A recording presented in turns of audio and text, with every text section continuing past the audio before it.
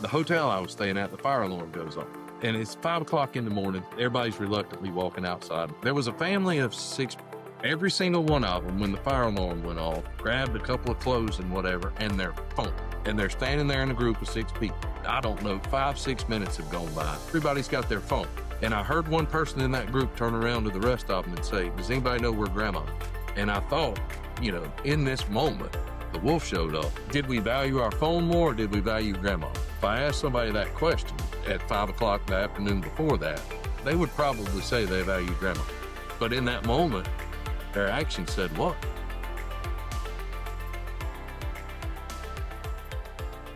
Hey, and welcome to the Electrical Safety Podcast. I'm your host, John Travis, and today I've got David McPeak back in the studio. David, thanks for coming on again. Glad to be here. Appreciate you having me. Great. No, it was, I guess, a really insightful conversation last time, so we thought we'd continue the conversation. And we talked a little bit about leadership. Where I wanted to start with today is, kind of as you kind of evolved in your thinking over time, what's something about leadership that you've maybe changed your mind on, whether it's in the last 5 years or 10 years, maybe a belief that you had about leadership that now you just look at it completely different? Interesting questions. I think for me and probably a lot of people, you tend to learn leadership or pretty much anything from your past experiences. So in terms of leaders, how you were led. And I think especially in the construction industry, there's a prevalent thought, especially from that legacy culture of 20, 25 years ago, whatever it may be, that the right way to lead was to tell people what to do. And while there is a time and the place for that, it really gets back towards the two sources of leadership, or influence and authority, and letting an influence trump authority. And it sounds really good and it's easy to talk about, but for myself and a lot of people, where that's extremely challenging is in stressful and difficult times. And I think that there's a great quote I heard in a Sunday school lesson a couple of weeks ago. Heather Thompson Day said this: "Sheep don't need a shepherd till a wolf shows up, and you don't know what kind of shepherd someone is until one does." And I thought, man, that is so perfect in terms of leadership. It's fairly easy to lead on a quote unquote bright sunny day when everybody shows up with good attitudes and a low level of risk tolerance and all those sort of things. But during chaos and during stress is when your leadership matters the most. And that, to the point of our previous conversation, is really where you're going to create culture and develop relationships and what you're going to be remembered for. So I think that might be the short answer to that, is really focusing on how you lead when you're stressed out or the group's stressed out or there's something really out of the ordinary going on, and taking the time to really think about what is going to be the most appropriate strategy right now based on the people or the person that I'm interacting with, the situation that we're in. So that would be one thing. And it ties back into having a variety of different leadership styles. If you only know one way to lead, you're always going to lead that way. If you have a variety of different tools, you're able to call on those and apply the most strategic one to the situation. Yeah, no, that's really good. I mean, that makes me think just even, just about my own life, and, whether it's just at home as a dad or here at work. I never really thought about that when it's the bright sunny day, it's a heck of a lot easier. And then when things get hard, that's, now I guess the thought I had though is that, man, how much of that do you think is just the leader's sort of personality that they're born with, or how much is it that they can learn? And Yeah, so it's a great question. And leadership in and of itself is a skill. Anything that's a skill can be learned, practiced, and improved. There's parts of it that some people are naturally better at than others. But I think with the right tools and the right mindset and the right attitude and your willingness to be adaptable may be the most important part of all of it. It definitely can be learned. And the thing that we stress in our training is You got to practice it in low risk, low stress, low hazard environments and get good at really the thought process behind it and the habit of intentionally leading and choosing a leadership strategy that's appropriate for the person and the task and the environment, like we said earlier. And if you do it there, then it becomes automatic and it'll be available when you really need it. If you don't practice it in those low risk, when you're just a little bit stressed out or somebody's just a little annoyed you or you're under a lot of time pressure or whatever. So you got to practice it then. And that's the key to it. It can be learned, but it can't be learned on the spot in the midst of all the chaos and stress. Hmm. All right. So then the other thing we were talking about last time a bit that I wanted to kind of circle back on was the idea of how human performance, people in safety are starting to look at that a lot more or talk about it. And, I've kind of haven't really get into that much myself. Uh, I think I think about those things a lot, but I don't have the terminology down, let's say. And so sometimes when I'm listening to people talk about human performance, I'm thinking like, I don't know if that's really what that is. How do you either seeing that term being either misapplied or just kind of watered down and like if you could help people just understand like what is it that we're really talking about when we're talking about human performance and how that applies to safety, and then have you seen that being sort of misused, kind of maybe the way I have. I think unintentionally, yes. People try to adopt human performance with really good intentions. So the number one thing there is if you don't have at least a pretty good culture, human performance is not going to work. So it starts there. You can't just start, you can't fix a toxic culture with human performance, if that makes sense. You've got to have the right kind of culture and the right kind of relationships for it to work. Now, the important thing is almost there's two parts of it and they relate to each other, but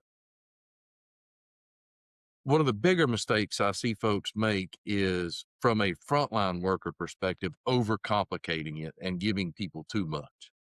For Hmm. frontline workers, I think they need to understand, generally speaking, what the principles are, but they're not really that important. What's really important is to get people to understand no matter how good you are, how much experience you have with something, you are going to make mistakes and you have to protect yourself from those mistakes and giving them the tools to do that. And then it's really fascinating when you get into the different performance modes and some specific tools that apply more so to one than the other. That's really important. And then from an organizational standpoint, it's what we just said about leadership. Folks are really good at human performance till somebody gets hurt and an incident happens. And then we jump right back into the name and blame game. Uh, Hmm. Doug Hill, one of our trainers, likes to say you can name and blame or you can learn and improve. You can't do both. And that is the crux, I think, for an organization of human performance is really striving and making it your goal in application, no matter whether it's a success, a failure, an incident, whatever it may be, that the number one goal is to learn and improve from. And what's easy to do is fall back into that name and blame game. And a lot of times people don't even, it's almost a human nature, talking about human and organizational performance, is when something goes wrong, we immediately need to think about who's to blame, whose fault is it, how are we going to correct that person? And we don't think about culture and context drive behavior.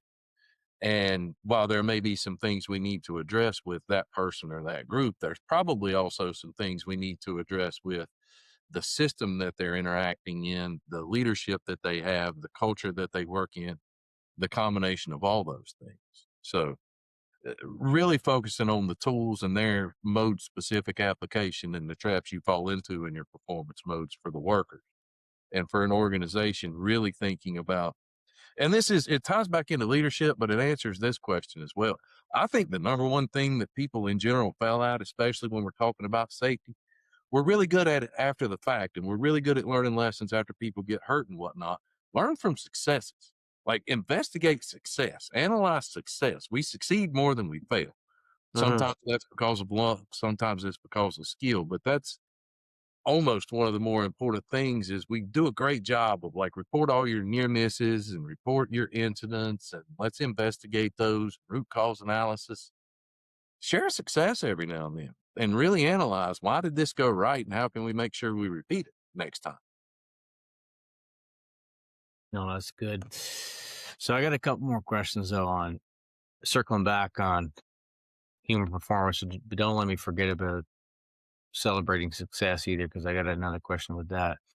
So you mentioned that like when something happens, it's really easy to fall back into name and blame.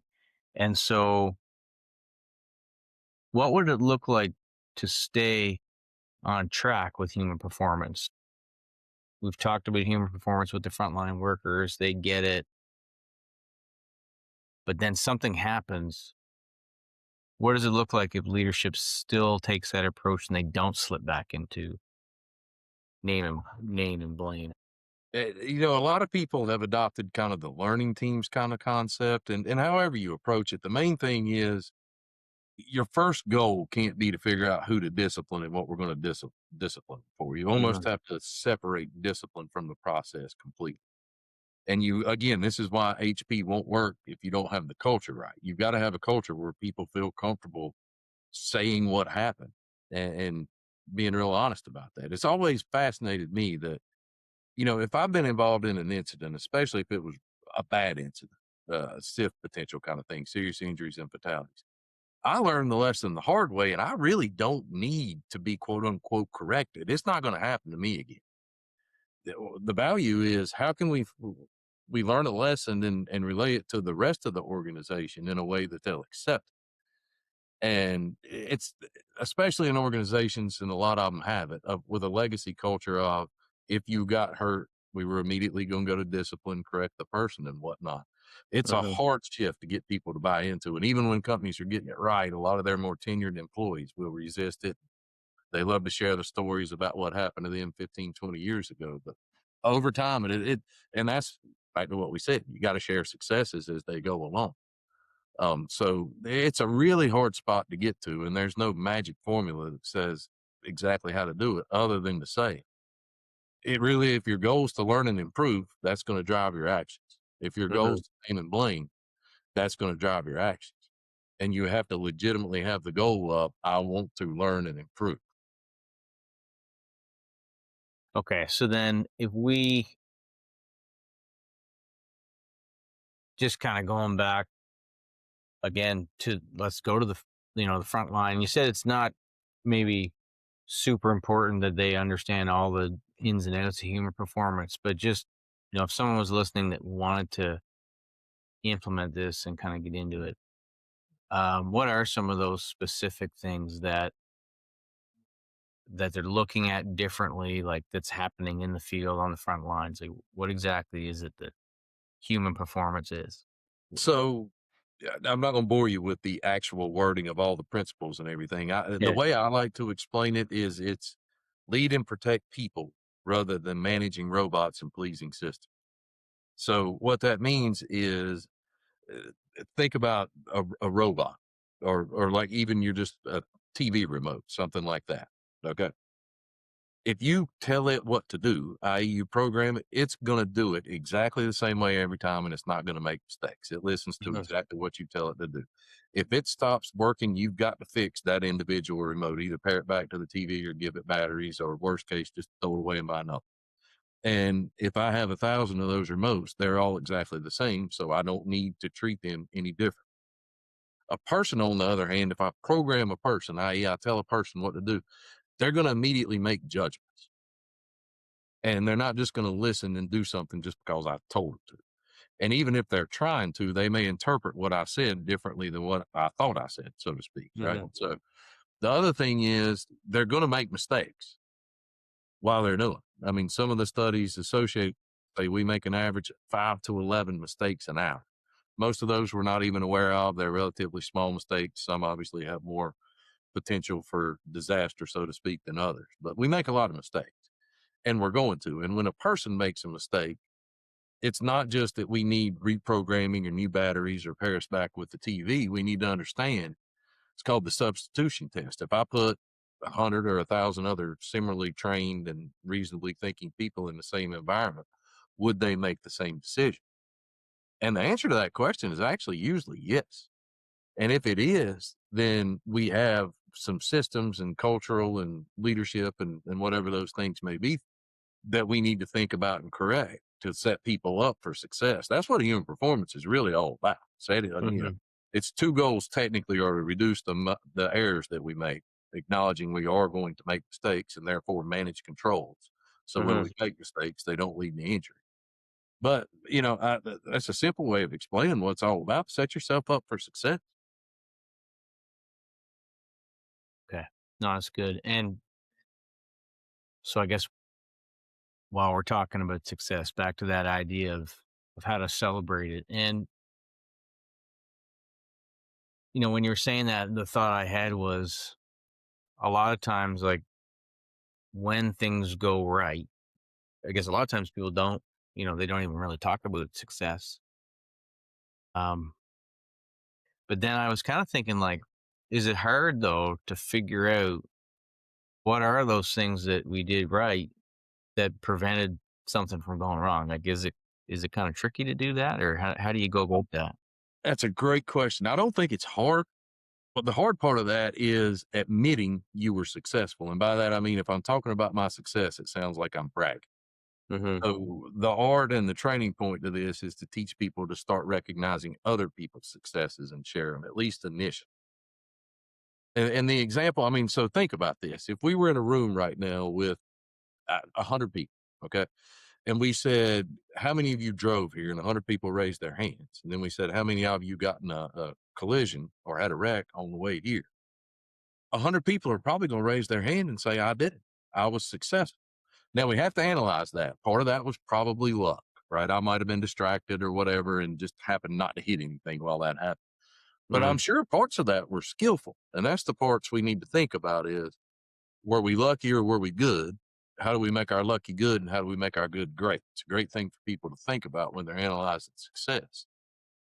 But then I always like to say, what if one person in that room of 100 would have raised their hand and said, yeah, I hit something on the way here?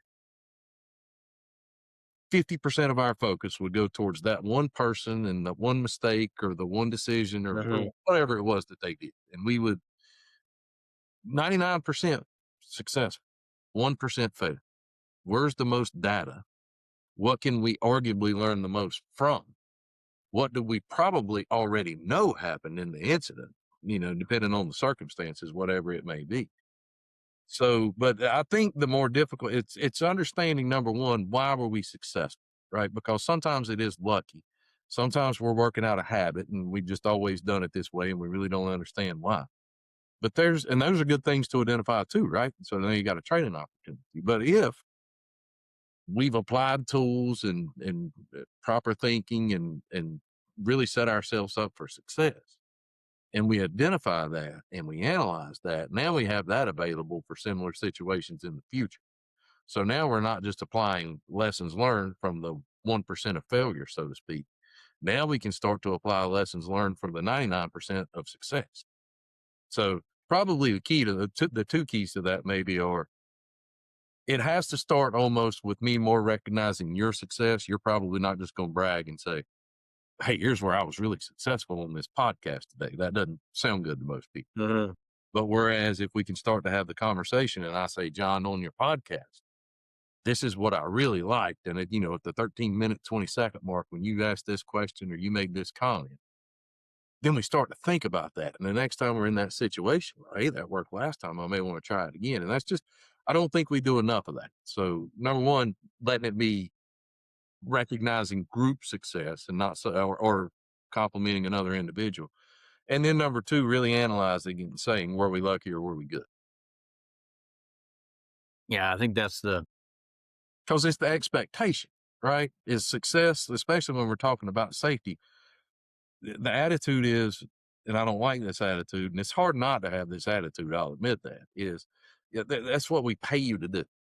So we shouldn't recognize it. We shouldn't analyze Hmm. it. And I kind of like to throw that back at people and say, well, do we not also pay you to be operationally excellent? to be efficient, to be productive, to have high system reliability, good customer service, whatever all your measurements are. And we tend to reward and recognize and analyze when we do good at those things. But in safety, we tend to say that's just somebody's job.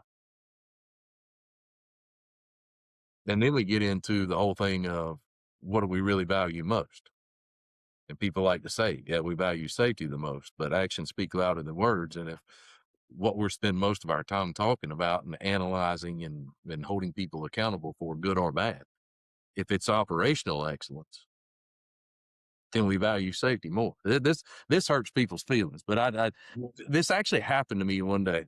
All in one day. It's crazy. So the hotel I was staying at, the fire alarm goes off. This is where this train of thought started in my mind. And it's 5 o'clock in the morning, so everybody's reluctantly walking outside and whatnot. I'm an early riser, so I was already ready. But this struck me. There was a family of six. I don't know that they were a family. Let me rephrase that. There were 6 people there in the group. This is what I know for a fact. Every single one of them, when the fire alarm went off, grabbed a couple of clothes and whatever, and their phone. And they're standing there in a group of 6 people. And probably, I don't know, 5, 6 minutes have gone by. Everybody's got their phone. And I heard one person in that group turn around to the rest of them and say, does anybody know where grandma is? And I thought, in this moment, the wolf showed up, fire alarm goes off. I mean, the building wasn't on fire, but the fire alarm did Okay. go off, right? Did we value our phone more or did we value grandma? Now, if I asked somebody that question at 5 o'clock in the afternoon before that, they would probably say they value grandma. But in that moment, their action said what? And Mhm. then that day I was going and I was speaking to a group of, it's probably about 130 people or so. And dang, in the middle of training, the fire alarm didn't go off in the building we were training in. And I actually took that moment because just the hotel got me thinking about it. So 130 people walk out to the mustering area. And guess what? Every one of them had their phone. And I actually turned around to the group and I said, don't take this the wrong way. How many of you have your phone? Everybody raised their hand. I said, how many of you know where the person sitting beside you in class is right now? And I mean, a couple of them's hands went up, but not many people knew. And I said, no. Does that indicate that we value our phone more than our neighbor? I am my brothers and sisters' keeper. We would all agreed with that before the fire alarm went off. And so when you think about what you truly value, back to like that whole name and blame, learn and improve, it's easy to say I value learning and improving over naming and blame. But if you analyze your actions in those kind of moments and see, and that one just really struck with me. Uh, just the example that said about what's a core value and what are our actions say compared to what we think is a core value. Mm. Oh, yeah, that's really good. I mean, I don't really want I don't wanna get into human psychology and all that stuff, but, yeah, kinda my mind's going down a couple rabbit trails there, but we'll leave it at that story. I think that let that sink in, and that should do the trick for people. Um, the next thing I was gonna ask you about was, what is something that you see, say it's a frontline supervisor or something like that who takes some leadership training, gets some of these ideas into their head. What's the number one mistake that they're making afterwards? They're going out, they're maybe misunderstanding how this is all supposed to work. What's the number one mistake you see leaders making? I guess there's two things with training, especially when you're talking about a big concept like leadership. Number one, it's not doing anything with it, not trying anything you're not comfortable with after the fact, and continue to work out of habit pattern, what I'm comfortable with, what I like, the way I was trained, and not being adaptable. That's why it's such a key skill. But for a lot of folks, and you do see this a lot, it's almost the opposite of that, which I try to do too much and I come across as insincere. And so it's easy enough to go to a leadership class and you get all these great ideas about like how to provide coaching and feedback and how to lead change and different types of leadership styles based on people's personalities that you're interacting with. Concepts like we teach, like C5 leadership or something like that. You go out and you, like a better way of saying, you try to change the world the next day. And so Mhm. I think it's more important to make it effective and lasting. And kind of the thing we stress is we alluded to it earlier. I almost encourage people like go try some of these tools and concepts either at home or with some peers or somebody that you're comfortable with that'll provide you feedback in those low risk, low stress environments. Practice them there. Then when you start to see like, hey, this actually works, you become passionate about it. Then you can take it to work and you'll present it in a passionate way. And people will say, like, hey, I kind of like that because it's really cool where you go do training and people come up to you and they're like, hey, so and so went. Sometimes it's people literally come up to me and say, hey, my boss went through your class a couple of weeks ago and we've noticed a change. And my first question is always like, no, is that a good or a bad thing? Is this a good or a bad? And they start talking about specific things. Um, so that would probably be the thing is maybe trying to do too much with it for folks that are motivated by something that they've learned, whether it's from a book or training or whatever it is. Mhm. Is trying to go too fast and do too much and make too many changes.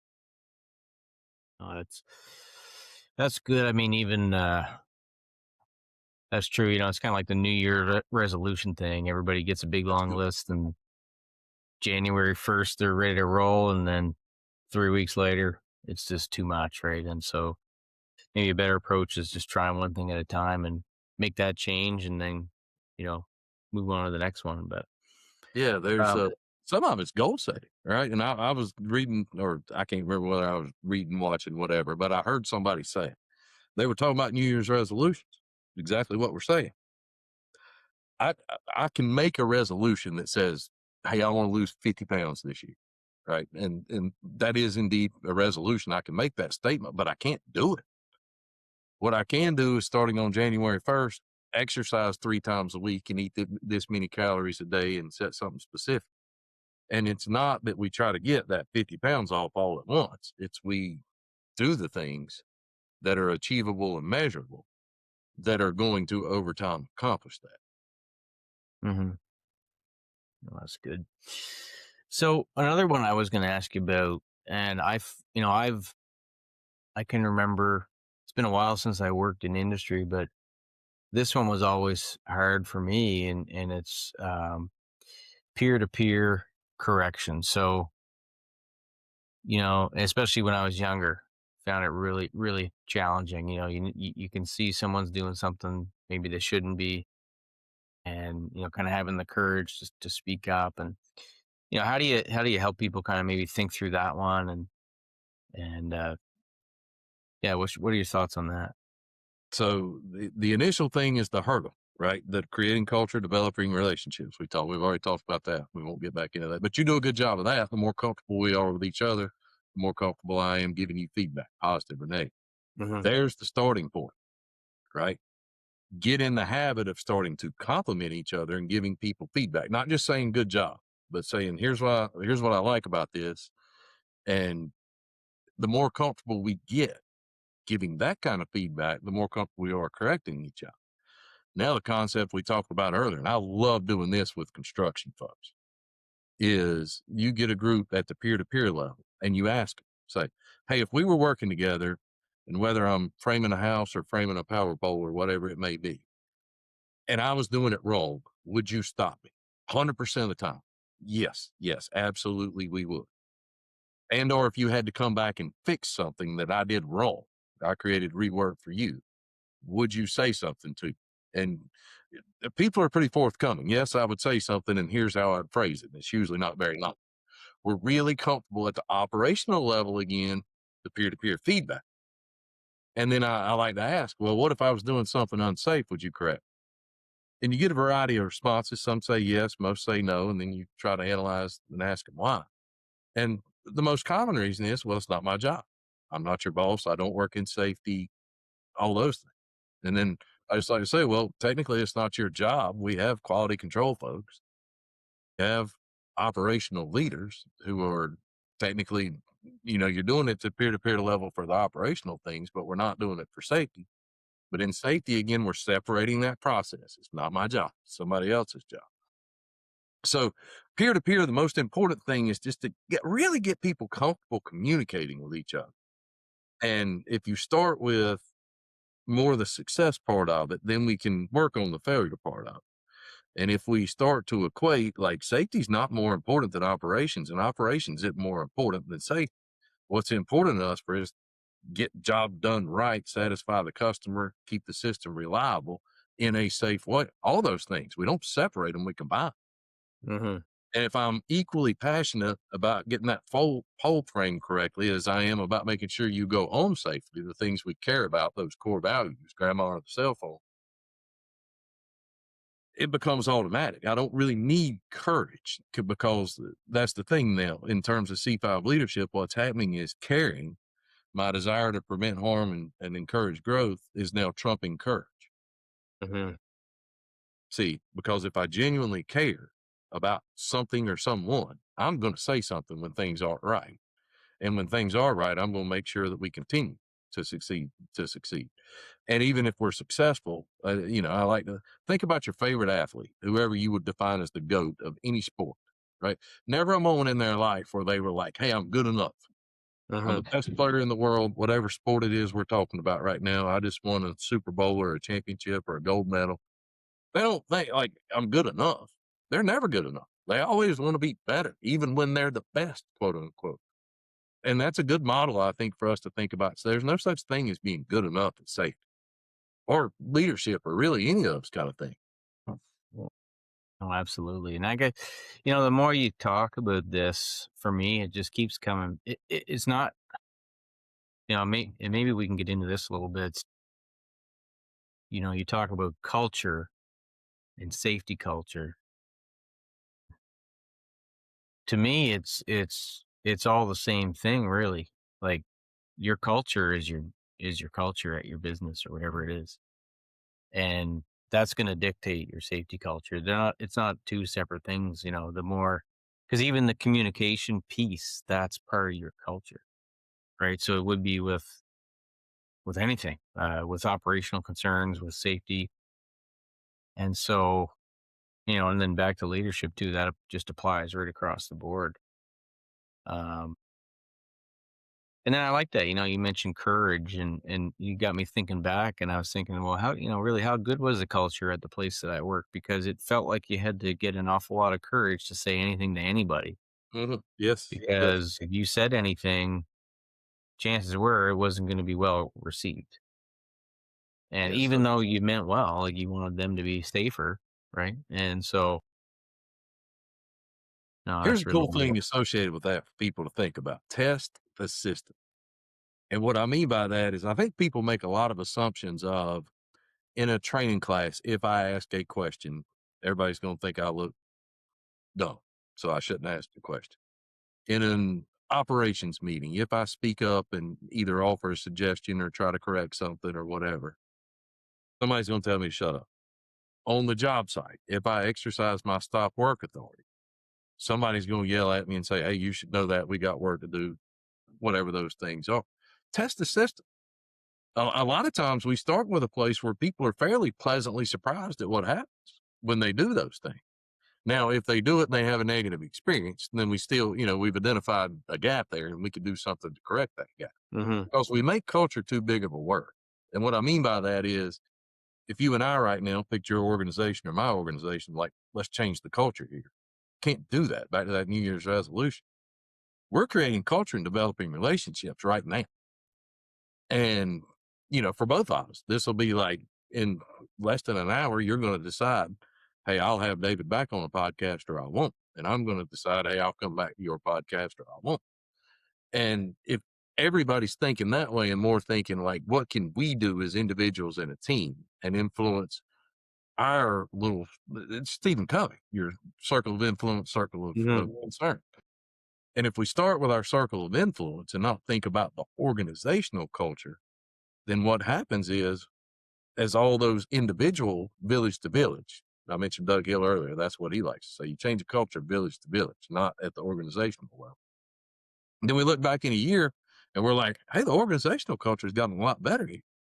And it's not what did the organization do. It is things that the organization probably did to encourage, right? But it's the actions taken by each individual because The culture is not created by the organization for your frontline workers. It's created by their boss and his or her boss, Hmm. and the people that they work with. So that actually was going to be my next question anyway. It fits in perfect here, but the how do you measure um, whether your safety culture is actually improving, and not by just, Right. oh, we're getting less incidents, but how do you, like, are there some things that you can really look at and measure to know, okay, here's where we started, here's where we are today, here's where we're going. You ever thought about that before? From a yes, and I mean, from a like, here's a result that we have a number for that we can measure. Probably in my mind, the number of near miss and or self-reported, not self-revealing events that you have Hmm. are probably the number one thing you could measure. Because essentially what you're talking about is how comfortable are people communicating. And you really can't put a number on that. You can watch people and you can see it. But I think that the near miss reports that you get are a pretty good sign. And then the other one, there's not really a number you can put on it, but it's also very obvious. Is if I'm coming to do an observation, whether that's in your office or out on a job site, how do people react when I show up? And unfortunately, in most cases, the first thing that happens magically it gets break time. Now, what does that say about culture? Right now, you're not comfortable communicating the way you normally work with me there. I mean, ideally, the way that works is you keep working like you normally would, and then we have a conversation and ask each other questions and see what we can learn from. Right? I mean, but that's kind of rare. Or the third thing would be that it just gets chaos all of a sudden. Hard hats are flying on, ground cables and all that. In other words, here's how we normally work. We see David show up. So that one's a little bit like you can't put a number around that really. The thing you can measure is your near miss reports Hmm. and or like how many of your events or incidents are self-revealing, meaning things happen that people can't cover up that they have to report, so to speak. Um, so, people do employee perception surveys and things like that. But again, in their own kind of culture, how is that handled? Right? We all either have a anonymous that we have to log in from our phone, and then people have the perception that it's not anonymous. And or we do it on paper and I hand it to my boss to put in an envelope. And you see where I'm going with that. And I'm not knocking those. I think there's a lot of value that you can gain from those things. But measuring culture, especially if we make it too big, like I talked about earlier, there's Hmm. no real practical, tangible way to do that on a day to day basis. Test the system. Yeah. As you were talking there, it kind of got me thinking, maybe a better way to look at it, or a better question to ask is, you mentioned a few of them, but what are some other, for you, you go into a new organization, maybe they want you to just say, hey, let me know what do you think of our culture here? What are some other things that you're looking for to give you an indication of the strength of their culture and their safety culture? Like, I mean, depending on the organization and the situation, sometimes you don't get an opportunity to talk to a variety of different people from across the organization in different departments and field folks and office folks and executives and new Hmm. hires, all that kind of thing. So one thing ideally, I mean, would be consistency across all those groups about what they say is important and how they work and those sort of things. That's not always easy to do, but it's amazing. I have learned this in training, and most people agree with me about this. It is truly amazing what you can tell about an organization's culture. If they invite me in to have a training class and they say, "Hey, we're going to have this class, and 33 people are going to be here, and we're going to start at 8 o'clock in the morning." It's amazing what you can tell from the fact that if it's 7:50, I've got 33 people in a room. There's a roster with their name printed on it. They've all signed it. That's probably going to be an organization that's got a pretty good culture. Hmm. Now, you go a lot of places and hey, 33 people are going to show up, and then at 8:30 you're looking at 3 people. And there's no Hmm. roster and there's no, they said they ordered food for us and there's no food and whatever else. Like it really is from at least a trainer's perspective outside looking in. just what you can tell about how well an organization communicates and organized they are and how well people quote unquote listen to that that instruction of show up at David's class at 8 o'clock in the morning on Tuesday. Mhm. You get other places. I mean, I've walked in places where I kid you not, I've seen places where you walk in a room. I get like people want to sit in the back of the room. I've walked in places where they get the chairs from the back of the room, take them out in the hall and sit there. And that's how they start their training classes. So, Yes. and what does that say? I mean, Yeah, it made me think of, what's that saying? How you do anything is how you do everything. yeah, it really is. The conversation, like, is this going to be check the box training that we're doing because we had an incident and we're trying to avoid, if we're a contractor, negative repercussions from the client we work for, if we're whoever we are, regulatory agencies, or are we doing it because we have to or because we want to? Mhm. I nothing wrong with it. I mean, I think most of our training programs are pretty good as is, but the ones that I really love, it's like, come present this to it. Let's have a couple of pilot classes with some different groups. We're going to make this material work for us, and you know Mhm. the work that goes up front. So from a pure, I guess to answer your question, from the outside looking in, it's amazing what you can tell about culture. Literally just by scheduling one class and seeing how that goes before the class even starts. Yeah, and so, have you ever been anywhere where you think you would I guess what when as you're kinda talking about that, I was thinking, like, so any place that has a fantastic business culture, I was thinking, well, they would probably also have a great safety culture, but then I took that back. I said, "No, maybe they wouldn't, but if you identify that, hey, you guys gotta improve safety, and here's why," that culture could get it done way faster than somewhere where, you know, the culture is just not good. Everyone's always fighting about everything, then no one cleans up after themselves, like, it's just, um, because there's always that, like, especially with, what we do with electrical safety and hard flash, a lot of organizations, they don't have electrical workers, so they don't really ever think about those hazards. They just hire contractors, and they come in, and then once they're made aware that, yeah, well, those guys are still at risk when they come on your site, well, then they get it done if they've got that great culture. And if not, it's probably not gonna get done, or it's a check the box situation, right? Exactly. David, this has been fantastic. Again, I can't believe we already went over 40 minutes. Do you have any kind of closing thoughts or anything else you wanted to share? Or good to just wrap it up here. I think that, I mean, we've already said it. I won't elaborate on it, but I mean, maybe in the two-word summary of, at least from my perspective, some of the key points we've made: benchmark success.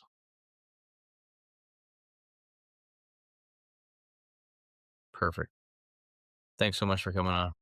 Thank you for having me. I agree with you. I just looked at the clock and I was like, "Whoa, that." It So, went pretty yeah, fast. Yeah.